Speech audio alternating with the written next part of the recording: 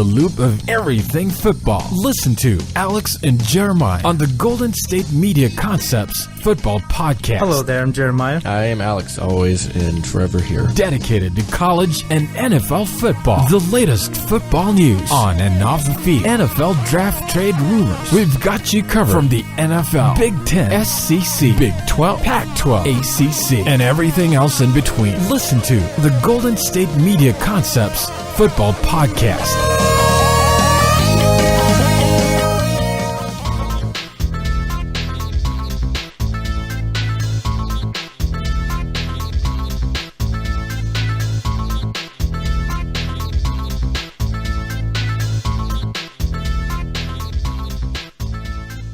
Thank you for tuning in to the Golden State Media Concepts Football Podcast, where we discuss the latest news, rumors, and games of the NFL and college football. From the latest signings, dishes, breakout stars, and all the news in between. As always, I'm Jeremiah. And I'm Anthony.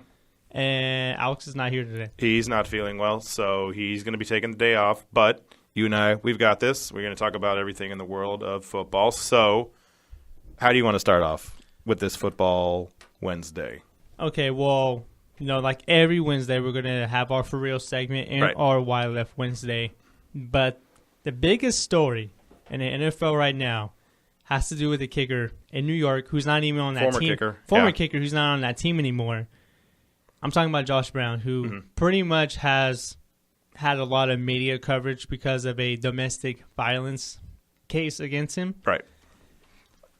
He was released by the team yesterday.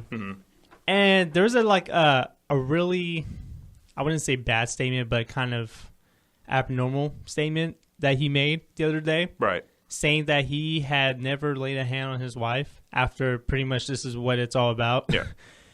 I didn't buy that part one bit. And he was also put on the commissioner's exempt list, which I never heard of until last week. Yeah, so the commissioner's exempt list is basically just Roger Goodell's get-out-of-jail-free card, right? It's basically the thing where it's just like, okay, what are you going to do with him? I don't know. You know, and you kind of just stash him off to the side, and you don't have to worry about him because he's not even technically an NFL player right now. He's a free agent. Yeah, and I don't know. This whole thing about Josh Brown is just like when this first came about, when you read all the statements that his wife made, you know, it just kind of like melts your heart a little bit because of what she had gone through with, you know, Josh Brown this pretty much this whole decade. And I'm actually really glad the New York Giants finally stepped up and finally cut Josh Brown from the team. I'm just really glad that they finally did this. You know, I can't really stand by players laying hands on any type of women at all. And I think deservingly so, he's a free agent. Sure. No, 100%. Like, that's one of the things, like, you totally understand because he's a kicker. Like, you know, it's not one of those things where, like, it was Greg Hardy where it's just, like, such a talented player. And it's like, you hated the fact that he stayed on the team, but you're like, I guess talent wins, and I guess you can't really argue with that. But it's a kicker, you kept the kicker on the team. What Josh Brown did is terrible. Whatever he did, good, bad, or indifferent, because we don't absolutely know what he did. Like, you know, there's a lot of reports. I think it was like 20 times or something like that the police have been called. So clearly he did something multiple times. What it was, because like he said, you know, he never hit his wife. So I guess if you want to go semantically, maybe it was like a mental abuse. Maybe he was like punching things or throwing things around her. If he wants to be semantical as far as it comes to that. But clearly he did something wrong multiple times.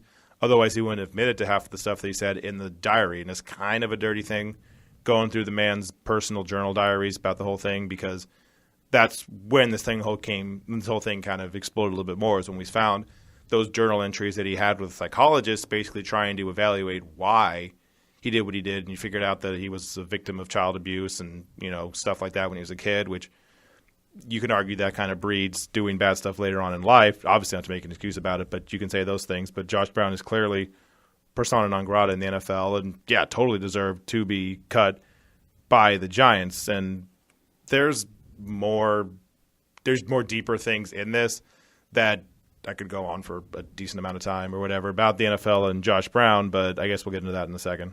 Yeah. I want to also point out that Josh Brown did get suspended for the opening season game, and the NFL implemented a 6-game suspension for domestic violence cases 2014. I just got to say, why one game? Well, no, okay, fine. All right, so we're going to go into this. Fine. We're just going to go into this whole thing right now. Fine. All right, so here's the thing. Okay, so the NFL decided a couple years ago they screwed up the whole thing with Ray Rice, right? Ray Rice basically decided, all right, you're going to get 2 games. And to be fair, the media, everybody kind of around it was just like, all right, fine, whatever. Because if we're being 100% honest, we didn't care about domestic violence because you can go check out Brandon Marshall and what he did when he was in Denver or Miami. Like, you can go check out those things. Those things are violent. Those things are gruesome. But we didn't care about that, right? It wasn't front and center. It became front and center in the NFL once we basically saw Ray Rice do it. Like, we physically saw the video of Ray Rice hitting his now wife, Janae Rice. That's when everything kind of got blown up. It's like, oh, well, we need to take care of this. Why did you suspend him 2 games? And then the NFL went into the whole thing of like, well, we didn't see the video, which has been not debunked by any stretch. But, the NFL is a big enough entity where you can basically check on whatever you want to when someone comes into the draft. We saw with the Miami Dolphins when they were doing those whole player interviews, they had Des Bryant, and they asked him if his mom was a prostitute. You don't ask those questions from Google. You dug into that stuff and found those things out, and you wanted to ask Des Bryant about it to basically see how insane he was and see if he was going to react and try and punch the dude in the face. So don't tell me that the NFL, with all of the stuff they have, their sources they have is very wide-ranging. Their investigation team is not you and I basically deciding to go on Google and it's like, well, we don't see anything. I guess we can't do anything. Because I've seen stuff with the NFL, what they could do. I saw the thing where basically it said that they decided to check on this whole thing with Josh Brown, but instead of saying, oh, let's call it like Matt Smith at NFL.com, we want to see what this happened with Josh Brown. It was basically Matt Smith at Yahoo.com. And the people from the police station saw that and was like, I'm not giving you this information. Why am I going to give you this information? I'm not just going to give it to some random guy. Now, from the NFL, then they're going to have more of a reason to do it. But the NFL wants to do all this thing about, oh, we care about domestic violence. No, you don't.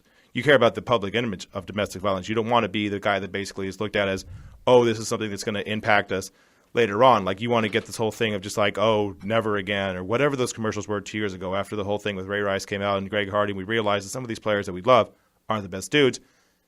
You got all these commercials about, oh, never again, don't be this person, even though now you have this whole breast cancer awareness month, even though you don't let people outside of breast cancer awareness month wear pink. It's kind of hypocritical with that. But you have this thing now with Josh Brown.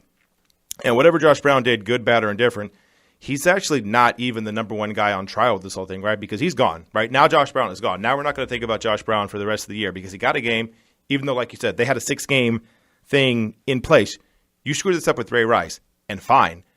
You then decided, okay, we're going to do 6 games, just baseline 6 games because we don't want to deal with this, and we're going to put all the onus on the Players Association because Players Association then will have to appeal because Josh Brown actually appealed the 1-game suspension. So you know he's going to appeal the 6-game suspension. You get the 6 games just a kind of a thing to be like, okay, we're just going to put this on you. You figure it out from here. If you want to appeal, you appeal, but you're going to take the media backlash.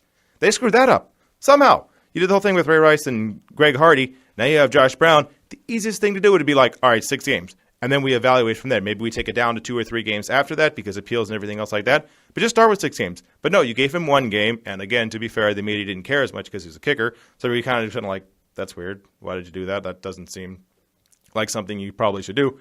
But we kind of circled off because we had a bunch of other stories from the NFL. We had Tom Brady and his suspension and everything else. So we kind of circled off and came back once we saw all this new information. And now you put him on the exempt list. But basically, the NFL, you somehow screwed this up again. You had literally years and all the memes and all the jokes and all the South Park episodes you wanted to about basically taking on Roger Goodell and saying that he's probably not the dude you want at the head of this investigation because you want to rip on Goodell all you want, and that's fine. And clearly I've been doing this for the past 5-10 minutes. But the justice system doesn't know how the hell to regulate domestic violence. How in the world is the NFL going to do this, right? Because you can say, this baseline of, no tolerance, which is great and sounds good in theory, but there's also situations that are a lot more complicated. And there's this Deadspin article that came out that basically said, like, look, I understand, zero tolerance is great. There's more complicated things to deal with, like the woman in the situation and her not wanting to come out and say anything, because if you do that and you all of a sudden accuse your husband of domestic violence and then he gets suspended and then he loses money, now you don't have as much money and now you're a little bit less likely to go out and talk about these kind of things. This whole thing is really complicated and jumbled, and it's not as easy as just saying, like, oh, suspended for 6 games. But you had that in place. Like, forget about the whole other thing. You had the 6 games in place, and you screwed that up, and you gave him a game. And now the NFL is back again to where it's like Mara's coming out, the owner of the Giants, and basically they were defending him because who knows? Maybe he was a great guy to them, right? Maybe he was a good guy and they didn't know all this stuff about, the stuff he had in his past. Like maybe they thought he was a good guy. So that kind of messes with your, equilibrium about like not knowing what to do as far as defending him or saying he's a terrible person. I get that. But from the NFL's point of view, you had one job. You literally had the job that you already pointed out. You agreed with maybe the Players Association, basically like 6 games. Cool. You screwed that up. And now, this is not going to get Goodell fired because if Ray Rice didn't get him fired, this isn't going to get him fired. But it's like a slow thing that burns with everything else about whether it's the TV ratings or whatever else. Like, we're kind of getting tired of the NFL basically lying to us. And when they talked about that to Goodell, basically like, why did you care so much about Deflategate, but you don't care about this? His response literally said, oh, well, I understand the league and the fans don't understand how complicated this is. Basically calling us dumb, which is, you shouldn't do that. But, like, I would like to think that this is going to get changed in a year, but it's not. Like, some other dude is going to do something terrible, and we're going to yell at the NFL about not getting it right again. Like, this is literally, whatever I just said, it's literally going to happen a year from now. Like, I don't want to predict it because you don't want to predict things as terrible as that. But something's going to happen again, and the NFL is going to look stupid again, if I have to bet on it. That was a lot. And look, man, I love the energy that you just brought for like the last 5 minutes of the show. It was a lot. And I was going to say, man, wow. You look like you need to drink some water. No, like here's the thing. Like I've talked to enough people about this. Like when I say talk to people, I mean like family members and friends and stuff like that about this. Like it's just the NFL. Like it's just become the tobacco company, right? Like it's just like really big, and they think they can do whatever the hell they want. And clearly, I've had this pent up, and I wanted to get it out and say, but like, it's clearly. Like it was one of those things that was like, yeah, we're going to talk about this. And like, yeah, I got the stuff. And then it just, once it's like, okay, we're going to go. All right, cool. And then, yeah, it's just as bad as Josh Brown is, and he's a terrible person, right? He's clearly a terrible person for what he's did. The NFL had one easy job, and they somehow screwed that up. And it's somehow insane that you can do that. I just can't believe they did it again. Like, it's just one of those things of like, you had 6 games. It was like you literally could just look at it and be like, what's a protocol? 6 games? 6 games? 6 games. Give him 6 games. And then you figure it out from there, because if you want to lower it, then fine. You can say like, oh, well, we knew this, this, and this. You screwed it up again. I just want to point this out. You get 6 game suspension for domestic violence abuse. Mm-hmm. You get a whole season for using marijuana. Oh yeah, you can point to the hypocrisy of stuff like that, because you can point to Deflategate getting Brady 4 games and domestic violence getting 6 games. So you can say, So I just don't know about this whole. Josh Brown got 1 game. Brady got 4 policies of the NFL that they implemented, and they got it wrong again. I was just going to say they got it wrong, and it really surprised me when this came out that Josh Brown was still on the team. And there's something that I read here. And it says that, the Giants, this is what the team said after his release on Tuesday, the team said that it was misguided, quote unquote, in its previous attitude towards Brown. How are you going to be misguided? Everything was just right there. Right. He was on your team. You should know what's going on in his life. I just don't get it. I just don't get it at all. But he did release this statement on Tuesday to ESPN Adam Schefter. Right. He did. This is what he said. He's taking measures to get help, for his alleged domestic abuse case, and wants to be a voice of change and not a statistic. Mm-hmm. So in the statement to ESPN, Adam Schefter, this is what he said. Quote, "It is important to share that I have never struck my wife and never would.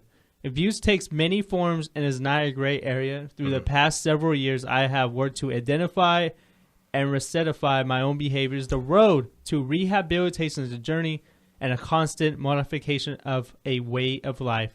My journey will continue forever as a person determined to leave a positive legacy, and I embrace the opportunities to show and speak about what has helped me become that man."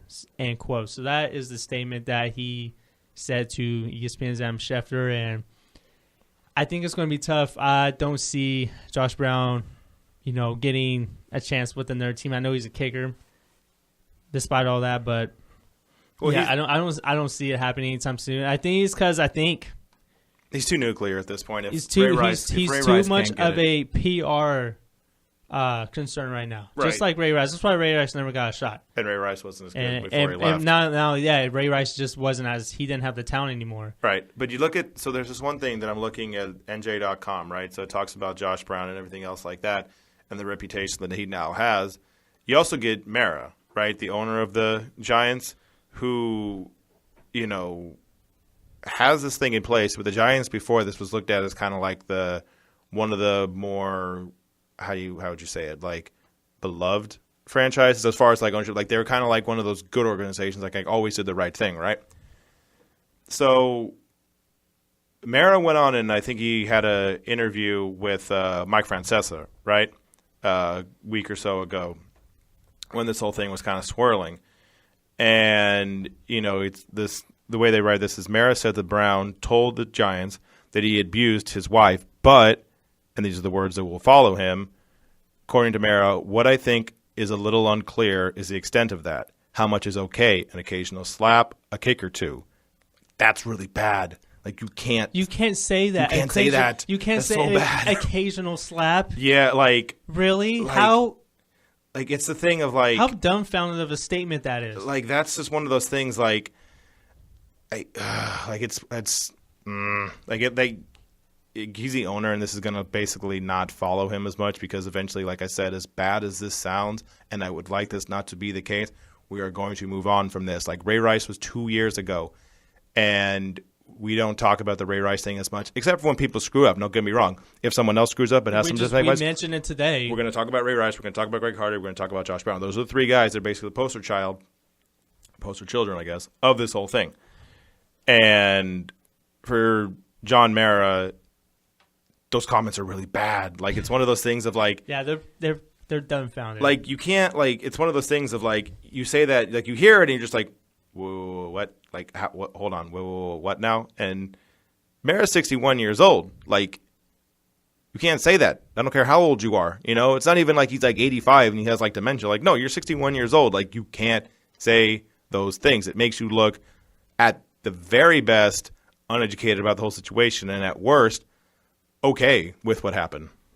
Okay, well, I think we were done here. Yeah, okay. That was a lot. Sorry. That was a lot. It went a little bit longer than we intended to, but It is okay. But we will be right back here to go into the Media Concepts Football Podcast. We're going to get into our For Real segment. Yep. We're going to kind of lighten up the mood here, so to speak, after right. going hard on this topic here. We're going to take our first break, and we'll be right back here at the Go into the Media Concepts Football Podcast. Tired of searching the vast jungle of podcasts? Now listen close and hear this out. There's a podcast network that covers just about everything that you've been searching. Hey! The Golden State Media Concepts Podcast Network is here. Nothing less than a podcast bliss with endless hours of podcast coverage. From news, sports, music, fashion, cooking, entertainment, fantasy, football, and so much more. So stop lurking around and go straight out to the Golden State Media Concepts Podcast Network. Guaranteed to fill that podcast itch. Whatever it may be. Visit us at www.gsmcpodcast.com. Follow us on Facebook and Twitter, and download us on iTunes, SoundCloud, and Google Play. And welcome back to the Going to Me Concepts Football Podcast. And now we're going to get into our For Real segment. But first, I got to check on Anthony here. He's a little... I'm fine. He got a little heated in the last segment. I'm fine. And I feel like you needed some water. No. I'm fine. You need to cool off. I had some words that I needed to say about the NFL. And their hypocritical stance and some of the things they do about the NFL and domestic violence they don't care about. I had the stuff. I had said the things. I'm done. All right, like, cool. Maybe I go back on these like maybe in like a week or so if they still screw this thing up. But for right now, for this segment, we're good. I said the Josh Brown piece. Now we're going to transition. We're going to do a For Real segment. Yes, we're going to go on the lighter note here. And I was going to say, man, you went ham on that segment. All right, but anyway, let's move on. All right, we're going to get into our For Real segment. And we're going to talk about a player who has been running on fire. Yep. And we're going to talk about a team that just practically might have an MVP quarterback this year. So what do you want to get into first? You want to get into the team or the player? Go player first. Go with your guy. We're going to go with Jay Ajayi here in this segment. He is in Flago, running for 2 straight 200-yard rushing games. Yep. And he's the 4th person to do that. NFL history. Yep. Doesn't happen a lot. 5 times. I think Jay Ajayi is for real. I think he is. And, he did have that 200-yard game against Pittsburgh. And I was like, okay, one game. He solidified himself as the top running back in that team. And I don't know if he's going to do against the Buffalo Bills, who have been pretty good against the run lately. 214.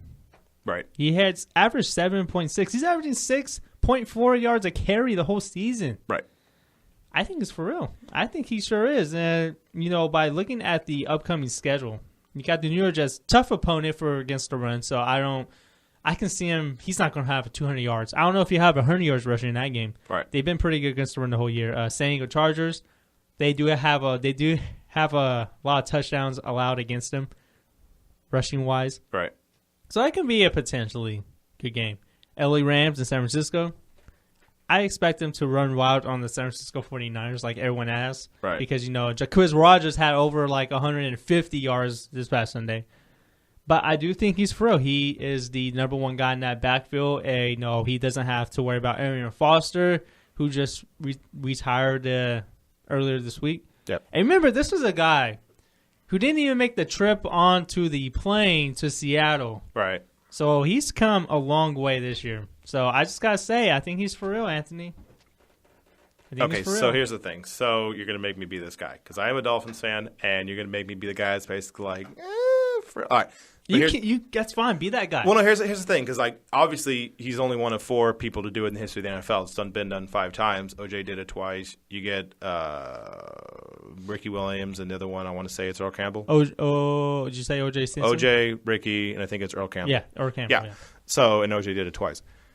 So clearly he's the number 1 running back for the team. He's someone that you're going to have to pay attention to as far as running backs go going forward. Don't forget, he is 6th overall in rushing in the NFL. Yeah, well, that'll help with 400 yards in 2 games.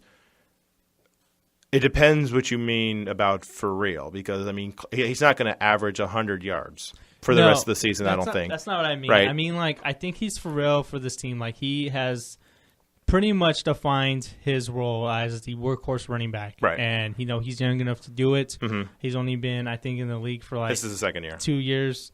And don't forget about the pickle juice. Don't forget about the pickle juice now. He's been doing that since his days at Boise State or I think in high school, I think. And don't get me wrong, he's a very good player, and I think he obviously is going to be the number 1 running back for the team going forward this year and next year. He's going to be the guy, and he has slowly gotten better throughout the season. His yards have gone up. I understand the whole, 200 yards in the last 2 games. But every, week it's kind of gotten a little bit more and a little bit more and a little bit more. And throughout the whole thing, like I said, he averaged 6.4 yards per carry, but he was doing kind of things like that. He had 6 for 33 yards, so 5.5 in week 4 against the Bengals. But I think he will be somebody, don't get me wrong, I think he's going to get around 1,300 yards rushing because he's going to kind of keep this up a little bit over the next few games. But I think he is now the official number 1 on the team. I think he's going to average about 70, 80, 90 yards per game. And I do think he's for real. I just don't think – I think people are going to get too worked up, especially if he gets 100 yards against the Jets, because you look at the Jets are really good against the run. If you just look at it, they're 2nd in the NFL, the Jets, 74.1 yards per game. So if he can actually get 100 yards, that's one of the most impressive things that he's done because that team is so good against the run. So I'll say for real, just managing expectations about how good he's going to be. Yeah, I think people are getting their expectations a little too high, and right. I don't expect them to get 200 yards or 150 yards a game. I think he's for real in the sense that he is a clear-cut running back, and he can be the workhorse running back that I think the Dolphins drafted him to be. And I think his job is secure for now. But the NFL, you can have one dumb play, right, and you can get benched. Yeah, you can be who was that guy for the New England Patriots a year and a half ago who had that one great 4 touchdown game, and then he didn't show up to practice on time and then never played again. I can't think of the name on on top of my head. He so Now, don't get me wrong. If Ajay comes out next week and has 175 yards, I'm out. Like, fine. You're going to keep doing this. Clearly, you're just going to do this the rest of the year. Hey, you're going to average 200 yards a game. If he does that that's for fine. the rest of the year, yeah, MVP right there. Oh, yeah, if he does it for the next 3 games, he's MVP. But, okay, so we're going to move on to, for real. For me, I'm doing it for a team. I'm doing it for the Detroit Lions because, honestly, are they good? I don't know if they're good. And the reason why I say I don't know if they're good is because every game they've played, they're 4-3, which is above 500. That's nice. The only game that was more than 4 points is the game they lost against the Packers, which was 7. Like every game they've been in, they won by 4 against the Colts. They lost by 1 to the Titans. They lost by 7, like I said, to the Packers. Lost by 3 to the Bears. Won by 1 against the Eagles. Won by 3 against the Rams. Won by 3 against the Redskins. Every single game they've been in, it's been very close. Now you got the Texans coming up, and they could beat the Texans because Brock Osweiler, he's trash. He's no good. We've seen him. Garbage. He's hot garbage, just dumpster fire garbage. No good. He's like 3.2 yards per pass in the Monday night game. It's pretty terrible. Bad. So now you get hit the Detroit Lions with him and Stafford. He's looking like a great player now. Like maybe the whole losing. Even though he did struggle against the Eagles defense on Sunday, Sam Bradford has been efficient this entire year. Stafford. Oh, Stafford. Okay, but yeah, him too. I thought you were talking about the Vikings because they played the Vikings. My bad. No, but anyways, but Stafford Stafford has looked like he can possibly be. He only has 4 interceptions. Like he's 15 touchdowns, 4 interceptions throughout the whole year, almost 2,000 yards over 7 games. Like he's doing the things he did with Megatron now without Megatron, kind of spraying the ball out a little bit more. And I mean, they got it. Like I talked about the game they have against the Houston Texans, where they could absolutely win that game, and then all of a sudden after that, now you're 5-3, you're feeling good. You're thinking the team's going to do well. Maybe they beat the Vikings. You got 2 games because it's division rival. Maybe you win one of those games against the Vikings because the Vikings we've seen have basically looked shaky. You got the Jaguars. You can win that. The Saints are just terrible on defense. The Bears are a bad team. The Giants are up and down. Like you could get, hypothetically, around 10 wins with this team and make the playoffs. But if every game's going to be within, basically 4 points, I don't know. Like they could be good, or they could be 10-6, make it into the playoffs, and then lose in the first round, 35-2. I don't know. That could happen. I don't see this team going deep into the playoffs. I'm going to tell you why. Okay. They got phenomenal play for Matthew Stafford. I think he can potentially be an MVP candidate because without Matthew Stafford, I don't think this team wins a game. This team does not have. They can't run the ball. They got. Theo Riddick's their number one. Golden Tate literally was asleep until week 6. Right. He was struggling getting open. Marvin Jones had 2 straight games of 100 yards or more. One of them was a 200-yard receiving game. Hasn't done anything since. Mm-hmm. So without Matthew Stafford, I don't think this team wins a game. I don't think they win a game. And their defense isn't terrible as well. It's fine. It's okay. But without Matthew Stafford, this team is now over 500. Look at all the games against the Indianapolis Colts, week 1. I think they would have lost that game. Tennessee, they lost that game. Green Bay, I don't think they would have came back to tie that game because remember, Green Bay was ahead. I think 24-0 at halftime, something like that, and then all of a sudden the Lions just circled the wagons and came back. They were up 31-10. 31-10. Okay, at halftime, and they came back almost.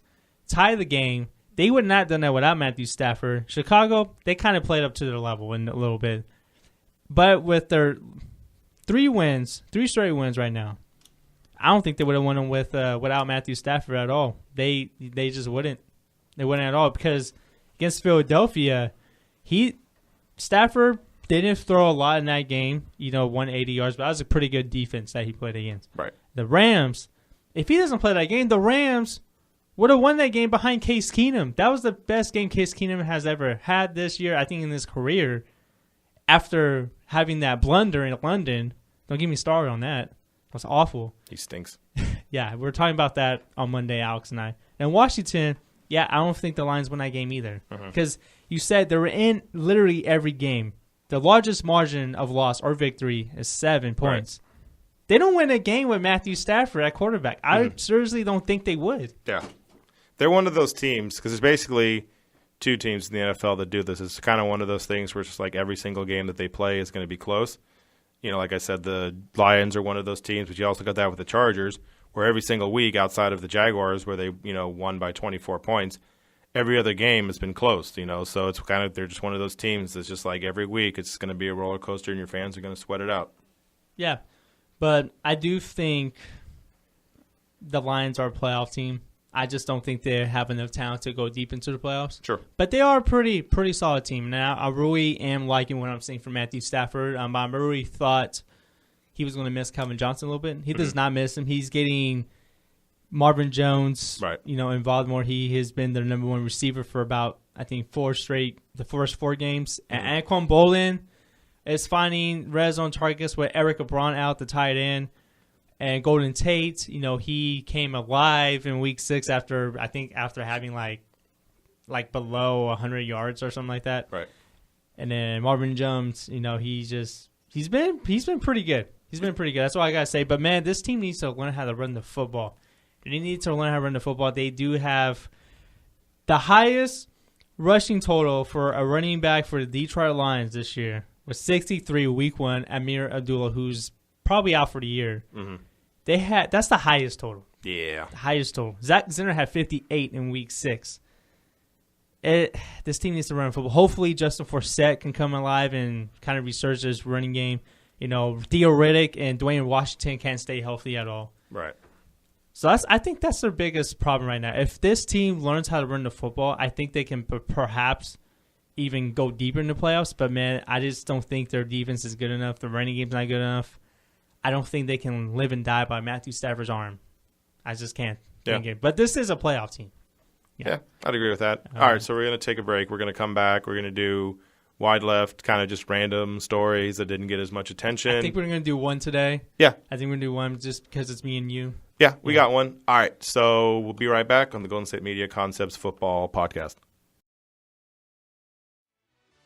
Are you looking for help for your fantasy football team? Check out the GSMC Fantasy Football Podcast. Get today's best advice on who to start, who to sit, even who you should draft. From sleeper picks to red-hot lineups, they got it all covered for you. That's gsmcpodcast.com/fantasy-football-podcast. We'll cover traditional leagues, dynasty, PPR, even IDP leagues. When you need fantasy help, there's just one show to hit up. Don't forget to like them on Facebook and follow them on Twitter. Visit gsmcpodcast.com for more info.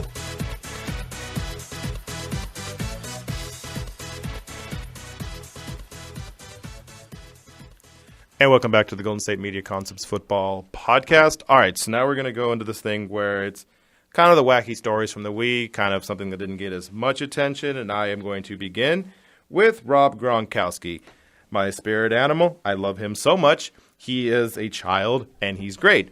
Not exactly the story we're going to talk about, but a little bit of a side note. He recently, with the New England Patriots, scored his 68th touchdown, which broke the record for the New England Patriots receivers. And he was very happy about scoring 68 touchdowns. He was also very happy about the number that comes after 68 and all the stuff that's going to happen with that. I'm not going to say the number. You understand the number. But we're going to move on right now. There you go. I know the number. And... We have that number on our. It's one of our episodes. It is one of our episodes, and we are going to transition for Gronkowski into now. He does this thing. We've seen it with David Ortiz. We saw it with Danica Patrick. We've seen it with Richard Sherman. One of these things where they decide, okay, we're going to do the Lyft Uber driver thing and just Jerry Rice did do it too. I think during Rice Super Bowl week. I think last January or February. Yeah, so it's just one of those things where it's just like you kind of do a little bit of disguise just to not look like the person, you obviously are and people will recognize. So Gronkowski did this. His disguise, terrible disguise. Like he had a brown wig on. He has brown hair, but whatever, that's fine. He had a blonde wig and a trucker hat on, kind of thing else like that, which fine. I thought about this. Like, okay, you've taken Uber and Lyft, right, Jeremiah? Yeah, I actually have been a Lyft and Uber driver. You've been a driver? Yeah. Okay. So actually, I'll ask you with this thing. Okay, so when all this happens, like I've taken enough Uber and Lyfts, given they're at nighttime, and, this is all happening in the daytime, I never look at the driver. Like outside of when you get the thing on your phone that says like, oh, Matt or whatever his name is your driver, like you look at that, okay, cool. And then like you really quick look at like, okay, that looks like the dude, okay, you get in the car. you never look at who the person actually is. You just kind of drive, you talk with them or whatever, but like you're not actually looking to see at their face. So I can kind of see how players can do this sort of, under the radar. And he's just great. Like Gronk is going just all, I'm a big Patriots fan. I never miss a game, clearly. And, I know who the center is. I love Tom Brady, all these other things like that. Just like kind of making all these like subtle jokes. And some of the people, they have no idea about the NFL. Like this one woman, she knew who Tom Brady was because my grandma knows who Tom Brady is. Everyone knows who Tom Brady is. But if you'd said Julian Edelman, she's just going to stare at you you just said two things that I don't understand. What are those two words? Who? Are they going together? What is this thing? Yeah. So, and Gronk is great. Like he is basically my favorite NFL player because he is allowed to do whatever he wants. Like he's the only Patriot that's allowed to do whatever he wants. Basically, him and Brady are the people that no matter what happens, like. Not only do the Patriots, we as Americans, and I'm 100% okay with this, we allowed Gronkowski to have a sex boat. We allowed it. We said that was okay. We allowed him to basically have what the Minnesota Vikings had about a decade ago, the sex boat that got Fred Smoot, and all of them in trouble. We allowed him to do that by himself. Just, okay, Gronk, you're going to have this boat, where it's going to be a party boat? Okay, cool, good talk, because we understand what's going to happen there. We let him have that. Totally fine. We let it happen. We let him take a picture with a porn star. Fine. We let him DDT his buddy on stage. We allowed him all these things. We don't care about it with Rob Gronkowski because he's a giant polar bear that's been trained to catch footballs and no one can cover him because he's 6'6" or whatever it is, just a giant dude, catching touchdown passes all the time. I love Rob Gronkowski and this story was great.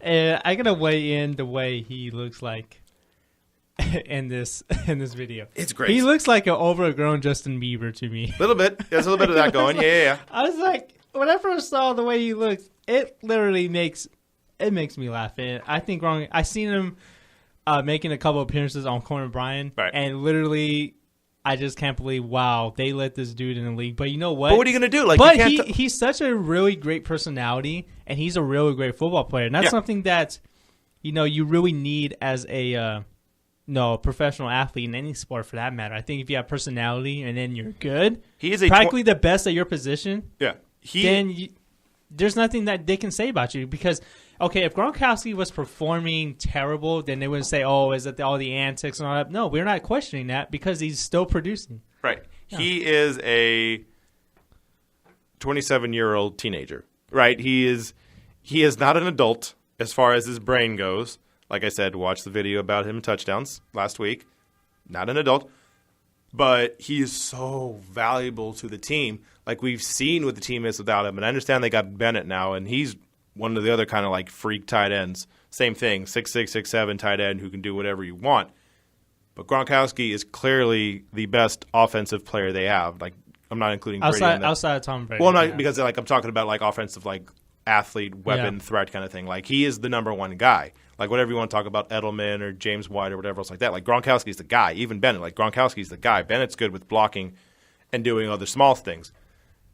He is so talented that I'm sure Belichick sometimes just wants to be like, Gronk, can you just not, please? Like, what are you? 69? That's okay. All right, you're gonna okay, are you going to get a touchdown? Are you going to get a touchdown? Because whatever that celebration is, oh my God, I'm both delighted and petrified. You're going to get a touchdown, Gronk? You're going to get a touchdown? This whole thing, he's like Belichick has to be like, is he stopped? He didn't stop? Okay, but he got another touchdown. We won another game. Okay, that's fine. I'll deal with this. Like, it's kind of one of those things of like, you want to punish him, but you can't. You just have to let it go. It's just like, once his production doesn't match all the crazy stuff he does, that's when you kind of got to rein it in. But for right now, I mean, he's still the best tight end in the NFL. He's still the best player on the team. He's still the most valuable player on the team. Well, second best because Brady. And it's just one of those things of just like, okay, well, he's not doing anything bad. Like, the first segment, the whole, serious temperament that was, he's not that. He's not doing anything illegal. No, he's just dopey. He's having fun. He's just the Snow White character. He's dopey. Like, he's just doing dumb stuff. He's just having fun, and he's still producing at a high rate. And I just want to tell the listeners out there before we leave, he weighed in on Tom Brady's looks, and I think this is funny. All right, he said, quote, he looks like he's 20. He probably puts this lotion on all the time after he showers. I've always had a man crush on him. And we're going to leave on that note. I'm so glad we ended on that note after the way we started the show, Anthony. Started on a serious note, ended on a funny note. Yeah, but we'd like to thank you guys for tuning into Going to Me Concepts Football Podcast. As always, I'm Jeremiah. And I'm Anthony. And thank you guys for listening. We'll be back tomorrow. Yep. and we'll preview the Thursday night game as well as probably talk about some college. Yep. And we have the final drive. Yes, we do. So we'll be back tomorrow, guys. Thank you for listening to the Golden State Media Concepts Football Podcast. You've been listening to the Golden State Media Concepts Football Podcast, part of the Golden State Media Concepts Podcast Network. You can find this show and others like it at www.gsmcpodcast.com. Download our podcast on iTunes, Stitcher, SoundCloud, and Google Play. Just type in GSMC to find all the shows from the Golden State Media Concepts Podcast Network, from movies to music, from sports to entertainment, and even weird news. You can also follow us on Twitter and on Facebook. Thank you, and we hope you have enjoyed today's program.